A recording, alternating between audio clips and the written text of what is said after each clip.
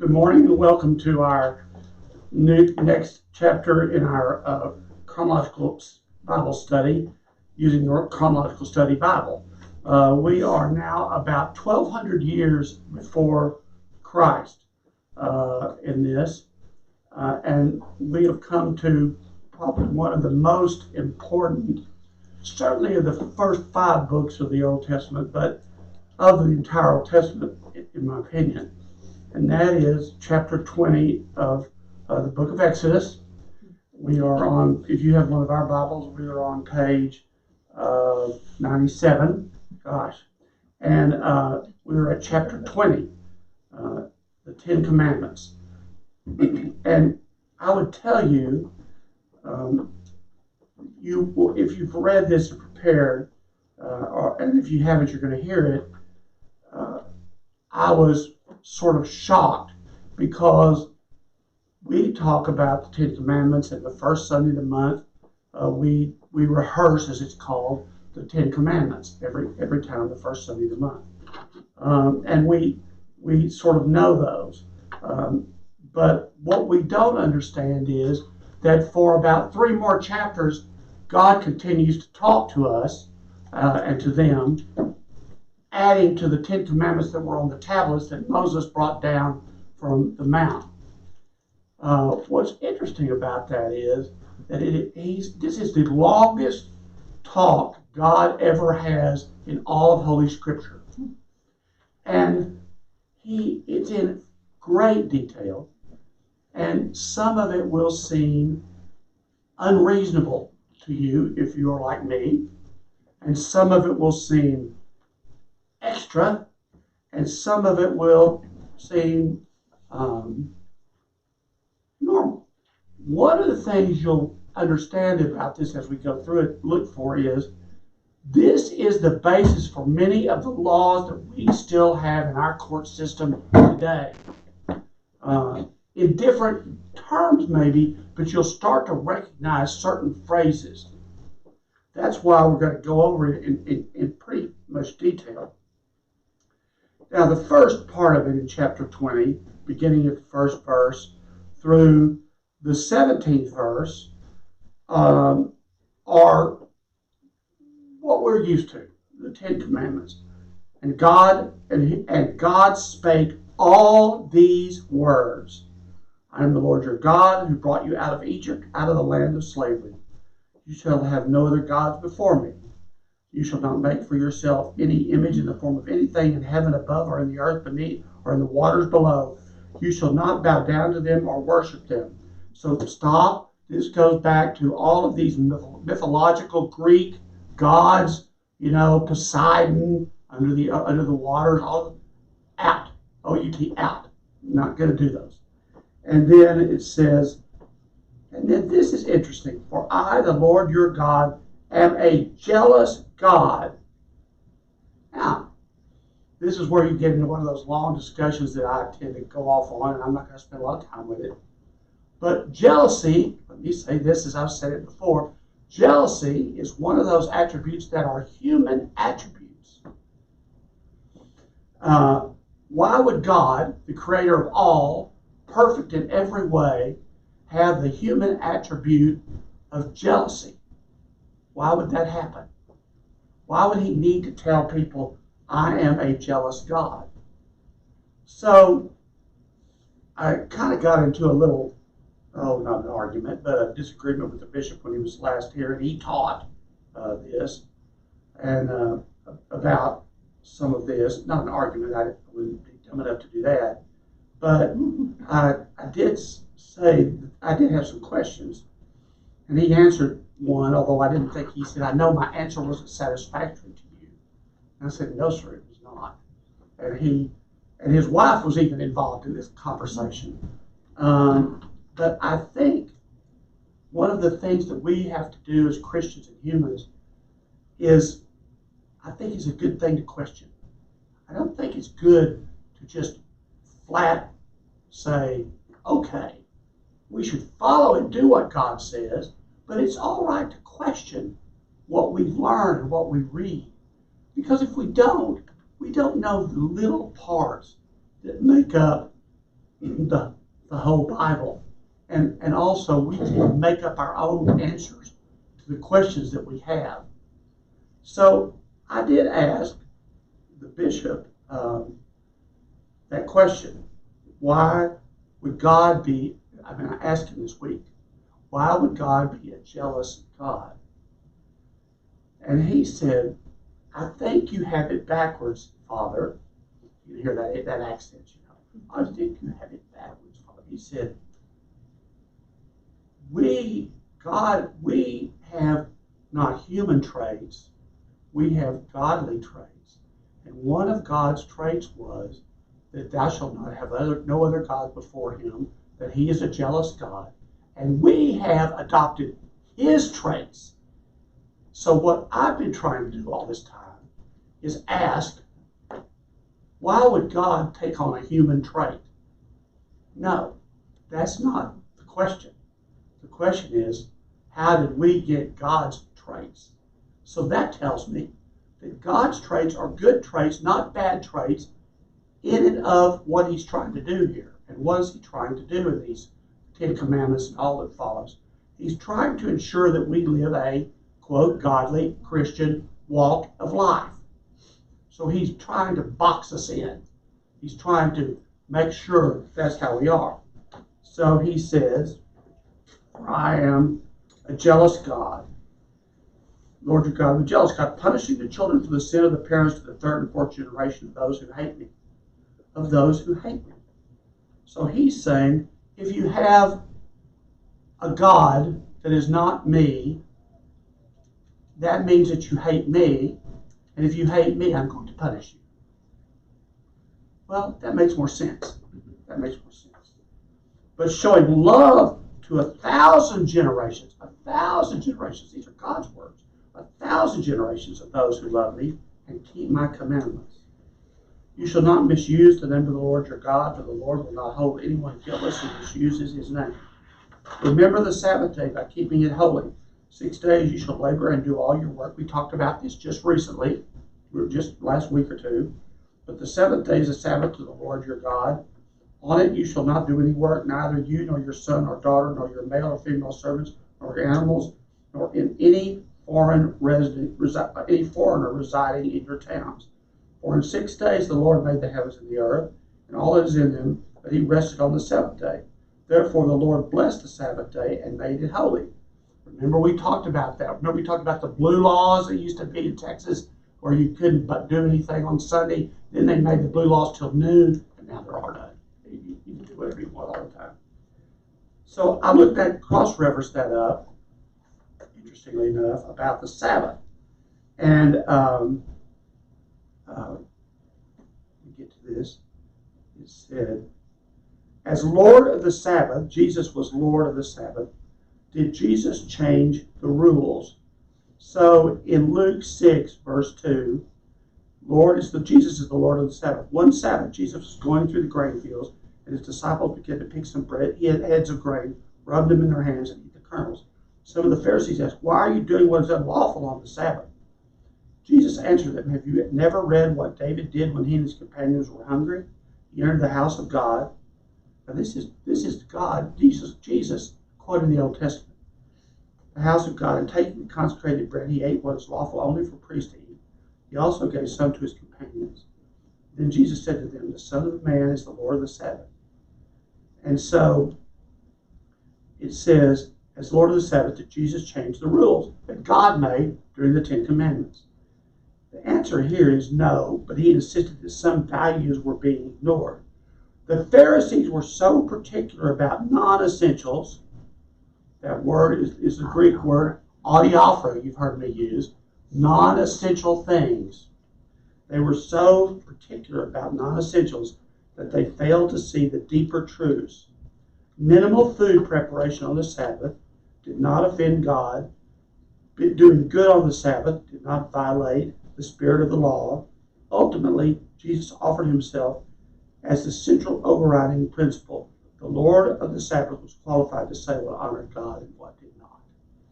So Jesus came along 700 years after the last book of the Old Testament. Jesus came along. There were about 700 years between the last book of the Old Testament and the first gospel, 700 years. So when he comes along, he declares himself the Lord of the Sabbath in being the lineage of God, and he defines what God meant in a different way under the new covenant. We've talked about that before. We had the Old Covenant, the Old Testament covenant, which was sacrificial. The New Testament was sacrificial only unto Jesus. He was the sacrifice. That's the new covenant, the covenant of blood. So that's a little bit of background about that. Honor your father and your mother, so that you may live long in the land of the Lord, that the Lord your God is giving you. You shall not murder, commit adultery, steal, false testimony. You shall not covet your neighbor's house, anything that belongs to your neighbor. But that's sort of, then when the people saw the thunder and lightning and heard the trumpet and saw the mountain in smoke, they trembled with fear.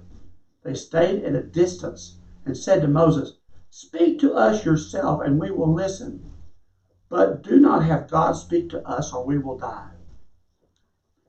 They're used to the fact that when what God did to the Egyptians, what God did to their enemies, he might do to them. So they wanted to keep someone between them and God.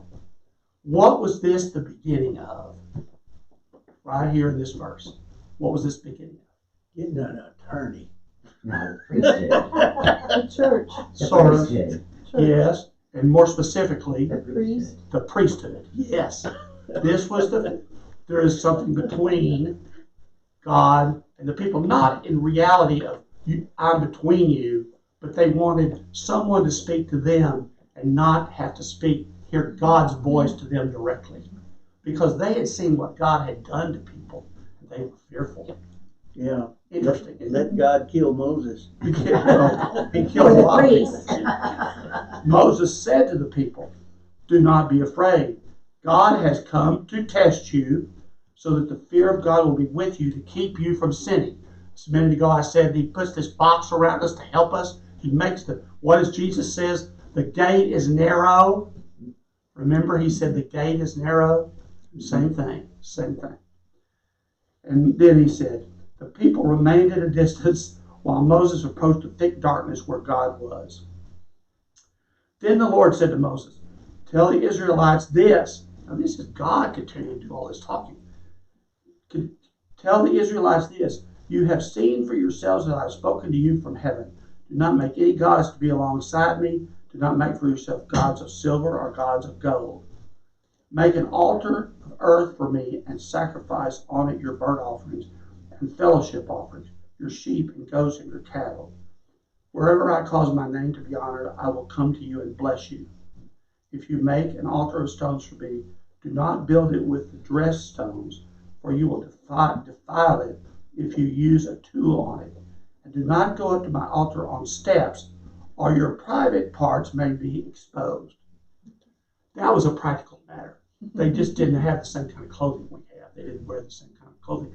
And the altars were high, usually built up steps. So that was just a practical matter. Be modest. He's saying be modest. We still carry that today. Remember when we see somebody come in, a woman will come in who has a low cut, we'll think, well, same thing. But interestingly enough, let's talk for just a second about this idea that God gives us about how to build an altar. And he says, don't make it dressed up. Don't, start in the ground. Now, we have indoor buildings now. Remember, they didn't even build, tabernacles weren't even tents yet. But there's this progress of the way we live. But what is he trying to say there? Why is he telling them this? Maybe not to make it so that it would be something that they would worship rather than him. Exactly. That is exactly right. He's saying to them, these are pretty primitive people still. And they have lots of gods. Remember we talked last time about people having all sorts of other gods. They had jars and they had stones and they had, these are pretty primitive people. So he's saying, basically what he's saying is be careful not to overdo, or you will substitute what you built for me. So you will notice during the Mass that priests and deacons and the subdeacon and people who are part of the altar party, and well, everybody really does it. But when you approach the altar, we call it reverence the altar. You're not really reverencing the altar. I want to be clear on that. It's not the altar you're reverencing. You're reverencing the body and blood of Christ, which is in the ombre. You just don't go over there. Everybody just doesn't go over there and go around and do it. They are reverencing the body and blood of Christ that's in the ombre, or the cross, which is the symbol of God. The altar is just, but they didn't have all that back then. So they're not honoring the actual physical altar. They're saying, be careful not to put anything on that altar that makes you or worship that instead of me. When we reverence the altar, when we genuflect, when we do those things that we call it piousness. When we do those things, we are doing things that are honoring God. We have to remember that. We're honoring God, not the physicality of what's up there. So, now, sometimes, just so you don't get confused, sometimes you will see people, if I'm behind the altar, you'll see the deacon or somebody go by the altar or hand me something, and they'll do a little bow. That is to say, I've given this to you, and I bow back and say, I've got it. You're done. If I don't, then they should really wait until I answer it back. That's just church. That's just church protocol. But that's based on just pure, do you have it? I've got it. Thank you. Goodbye. That's what that part is. And so that's different than if I'm away from the altar and you're genuflecting or bowing to the cross or the ombre that has the body and blood of Christ that's been consecrated. That's been consecrated. It's not until it's been consecrated. But we usually have some in there. So that's why the light burns over it all the time. So that's the reason for that. Because it has the real presence, as we call it in the Anglican Church, the Episcopal Church calls it that, some others, the real presence of Christ, the body and blood of Christ. The Catholic Church believes in transubstantiation, which is that it becomes the body and blood of Christ when the priest calls the Holy Spirit. We believe that it becomes the real presence, and there's a difference there. There's a difference there. She looked at him, and he grew up Catholic. Yeah. I mean, it's a different way that we understand it. We don't understand that the Catholics believe it physically changes. Physically changes. We believe it now contains the real presence of Christ. We have asked the Holy Spirit to bring down to us the real body and blood of Christ within the wafer and the wine. It's the real presence. So go home and look up real presence. You'll read that. So it goes on and it says, Then the Lord said to Moses, tell the Israelites this, you have seen for yourselves that I have spoken to you from heaven. Do not make any gods be alongside me. Then we talk about the altar. Then it says, these are the laws that you are to set before them. He's telling this to Moses. Now, that is, if you look at it in our Bible, that is a colon. It's important to see that's a colon. These are the laws that you are to set before them, colon, which means, and now I'm going to tell you. This is not the end of what he said. This is the beginning of his next statements. And so he says, if you buy a Hebrew servant, he is to serve you for 6 years. But in the 7th year, he shall go free without paying anything. If he comes alone, he is to go free alone. But if he has a wife when he comes, she is to go with him. If the master gives him a wife, and she bears him a son or a daughter, and the woman and her children still belong to the master, and only the man shall be set free. But if the servant declares, I love my master, my wife and children, and do not want to be set free, then his master may take him before the judges. he shall take him to the door on the doorpost and pierce his ear with an awl. Then he will be his servant for life. Now, that's awful. He's saying this, but what is important is what he's not saying. What is the word that God is not using here? It's important not to use. Yes. Yes, you got it. Slave. Servant is paid. He gets a wage for what he does, or she. A slave is taken against their will and has no free will and does the work basically for bread and a place to live, which is substandard. So it's important to know that, because people will say to you, well, God talked about it in Exodus about the slaves. No, he's not talking about slaves. He's talking about paid servants. And the servants are going to decide whether, and why did he make this differentiation between the woman that the master gave to the servant and the woman that came along with the servant when he became in the employee of the master? Why was there a difference? It was to look out after the woman, believe it or not. It doesn't sound that way, but it was. It was to look after the woman. It was to say, okay, you came of your own free will. But now in this, the master picked out a wife. The man went to I want a wife. So the master owner said, I'll give you a wife. That may not have turned out to be a good thing.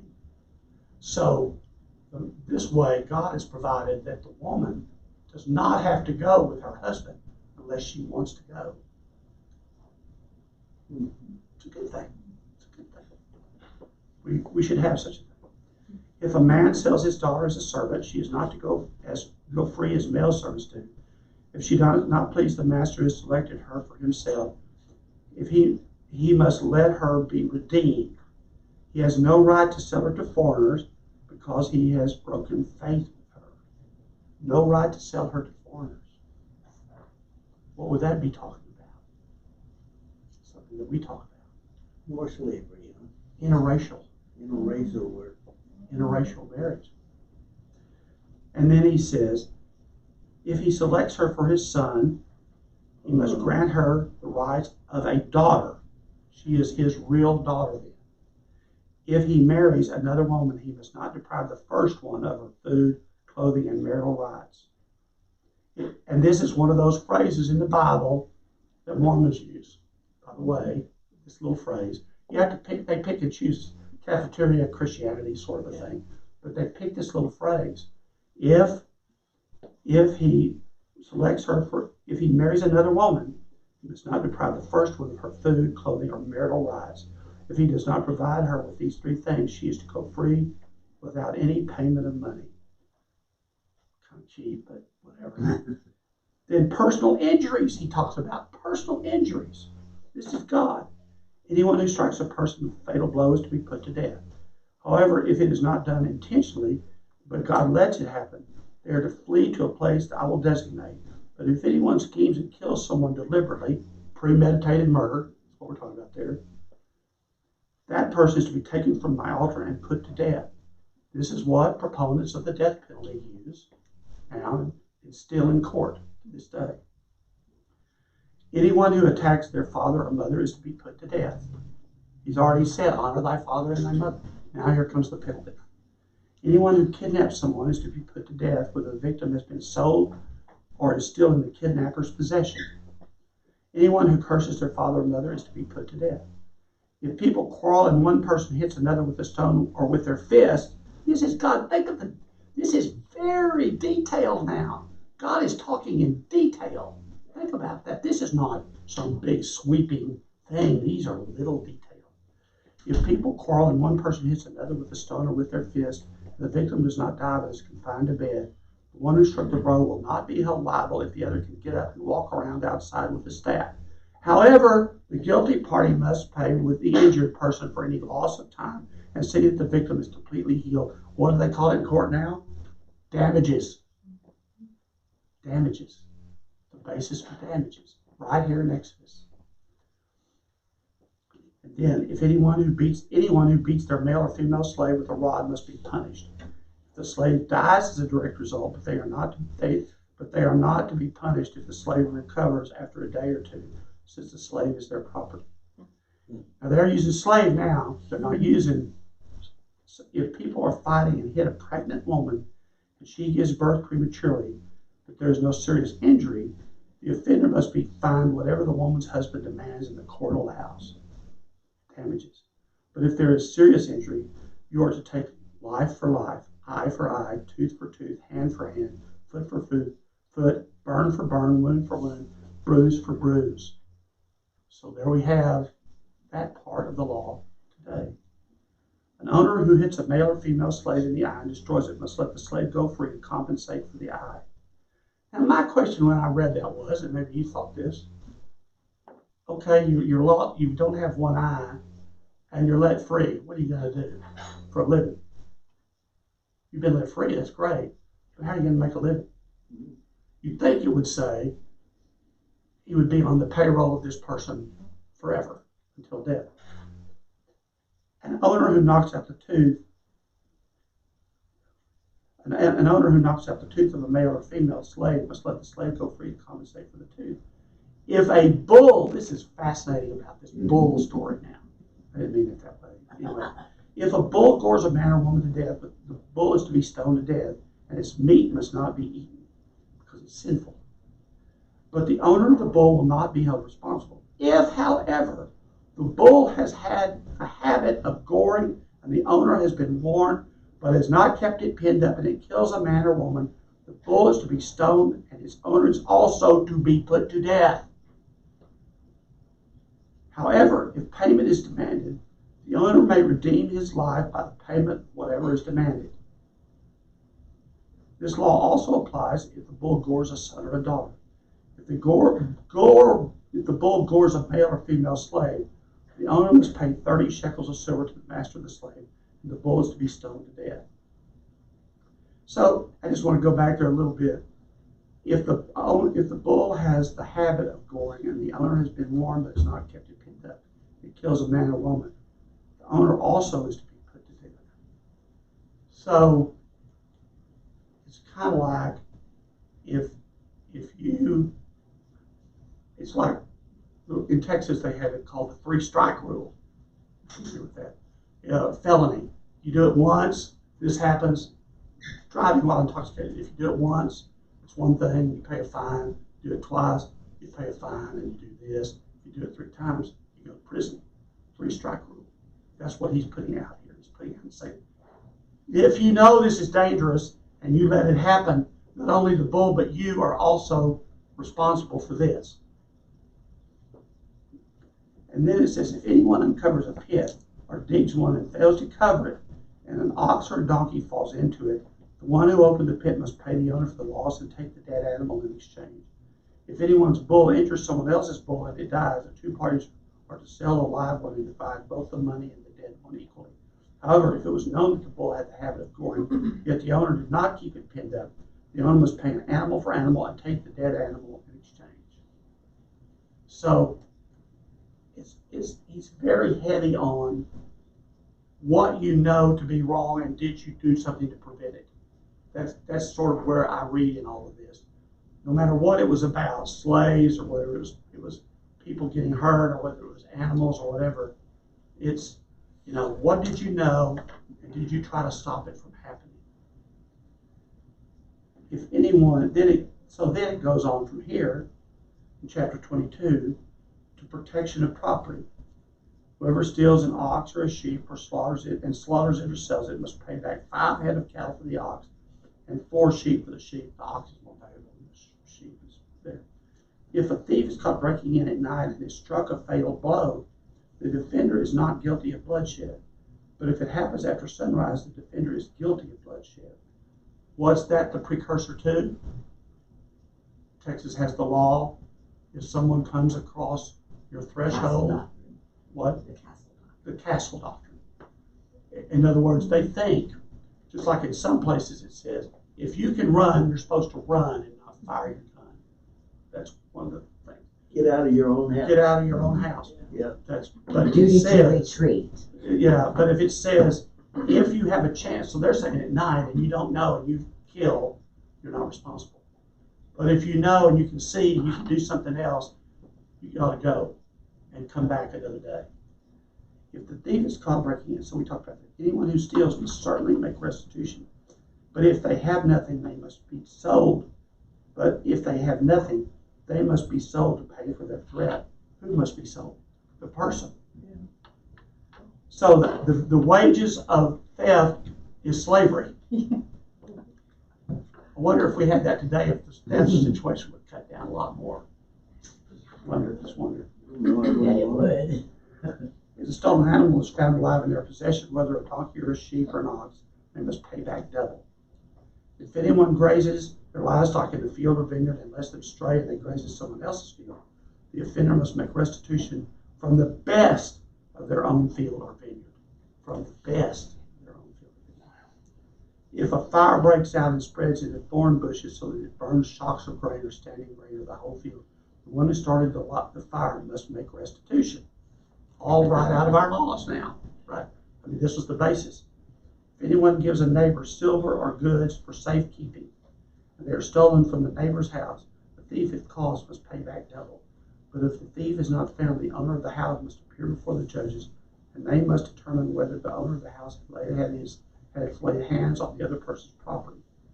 In all cases of illegal possession of an ox, donkey, a sheep, a garment, or any other lost property about which somebody says, "This is mine," both parties are to bring their cases before the judges. The one whom the judges declare guilty must pay back double to the other. Basically, not the double part. Basically, you go to court, just like you do now. And then it goes on in great detail, and it says, if anyone gives a donkey or a sheep or any other animal to a neighbor for safekeeping that dies or is injured, and it's sort of the same thing, it goes here. But if the animal was stolen from the neighbor, restitution must be made. If anyone borrows an animal from their neighbor and the animal is injured, while the owner is not present, they must make restitution. But if the owner was with the animal, the borrower will not have to pay. The animal was hired, and the money paid for the hire covers the loss. So it's very detailed about all of that. Saying if I loan you my sheep or my ox to pull something out of the ditch, and I'm there watching you, if something goes wrong, it's my fault too.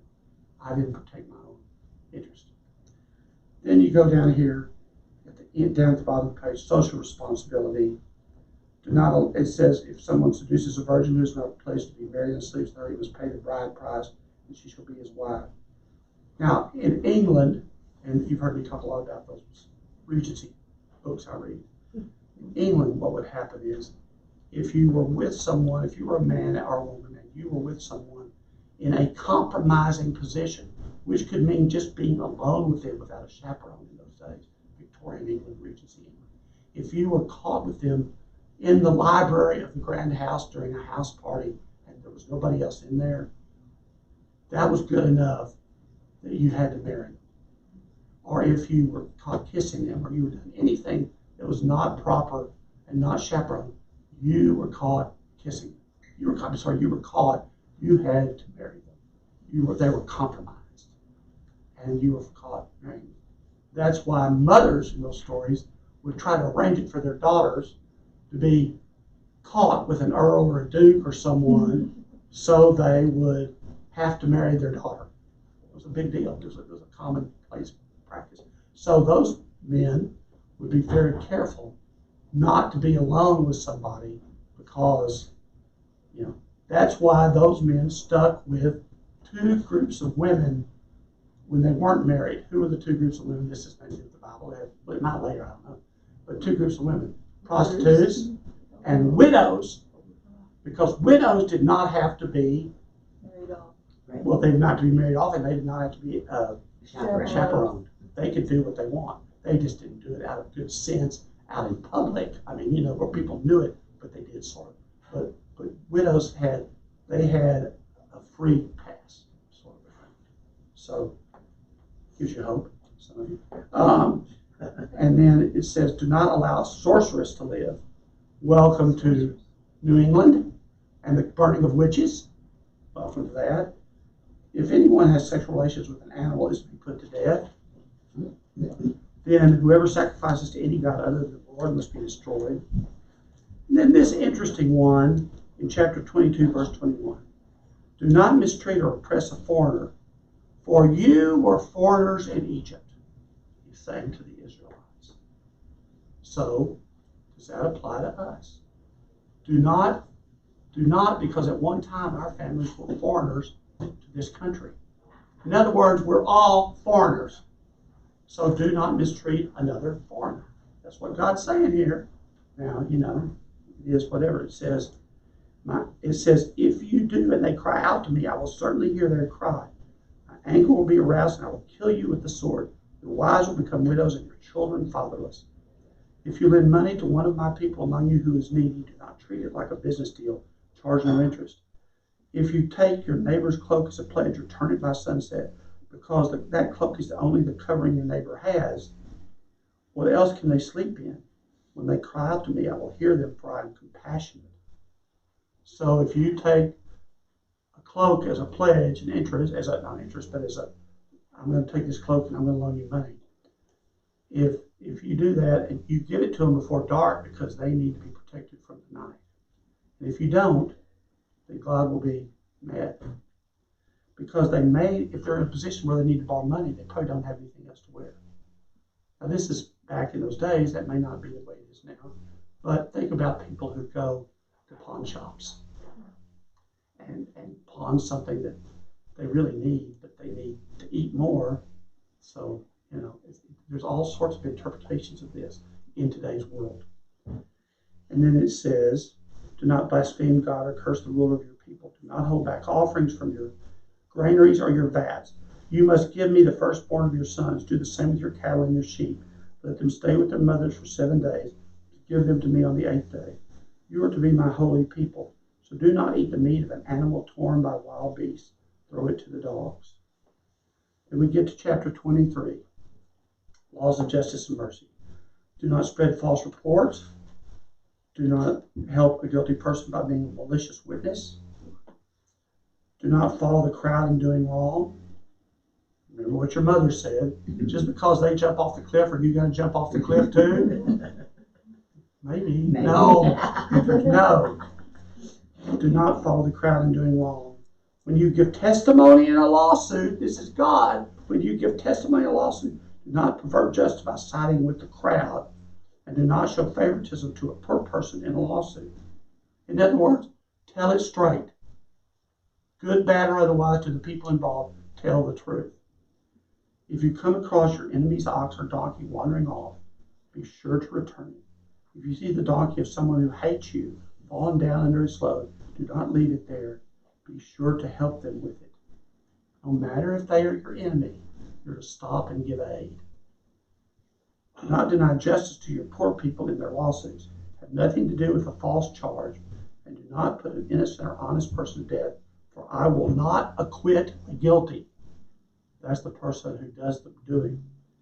Do not oppress a foreigner again. You yourselves know what it feels like to be foreigners, because you were foreigners in Egypt. So twice here, in a matter of verses, he has addressed this foreigner issue that is on the front of every newspaper and every newscast today, all the time. Then it says Sabbath laws, and we talked about this. This is God. For 6 years you are to sow your fields and harvest the crops.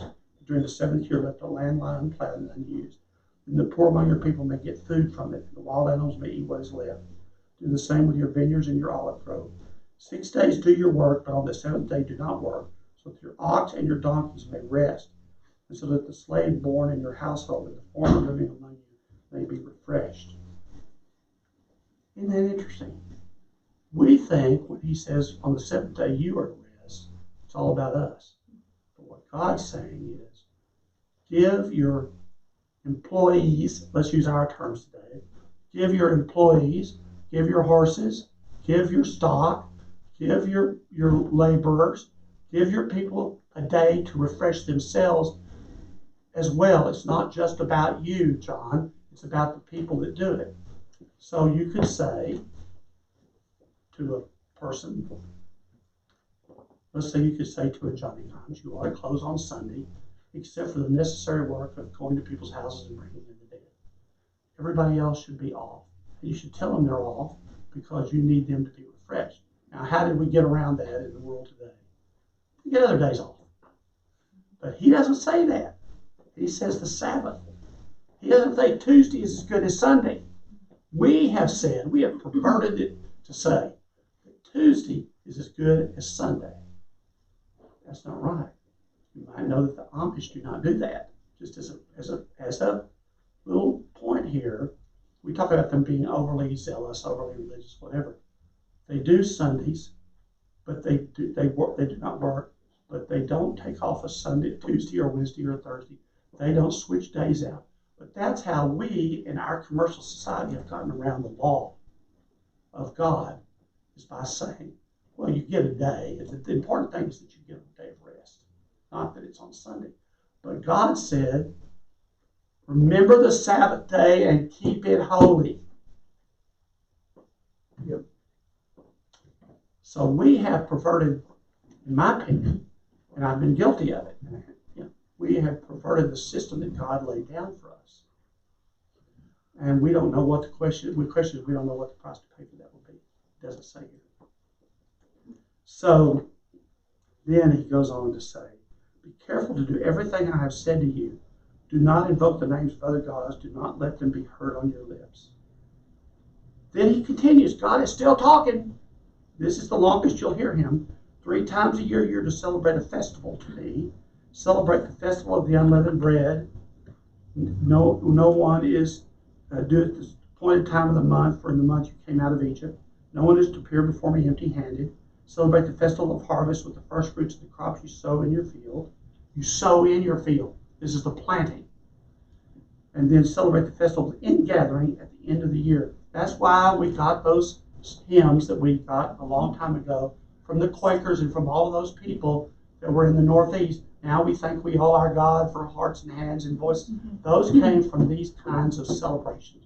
They celebrated all these things. And then it says, 3 times a year all the men are to appear before the sovereign Lord. Do not offer the blood of sacrifice to me along with anything containing yeast. The fat of my festival offerings must not be kept until morning. Bring the best of the first fruits of your soil to the house of the Lord your God. Do not cook a young goat in its mother's milk. I don't know. I didn't look into it. That was more than I wanted to know. But this part here about bringing the first fruits of your soil to the house of the Lord, they're saying to bring it to the priest. But why are they saying to bring it to the priest? Why are they saying to bring it to the church? This is the basis for what we do a lot of. It is to then have them go ahead and put it out to those who need it. It was a clearinghouse, a storing house. Now we have places like, what's the place? Cans. We have those camps. They have those places. But originally, you brought it to the house of the Lord, and then it was redistributed out to the people who needed it. That was the job of the church. That's why churches to this day still have those days when people can come to the pantry, or they have clothing days where people get clothing, or that comes from Exodus. Aren't you glad you know? You didn't know before. That's it. So that is God so far, and he hasn't stopped talking yet. But we'll get to God's angel to prepare the way. I'm sending an angel. We'll get to that in a minute, and then next time, and then we'll get the confirmation of the covenant. So this is a lot. I would say if you have time, go home and read these chapters again, 20 through 23, because we think of it as being the 10 Commandments, but it's way more than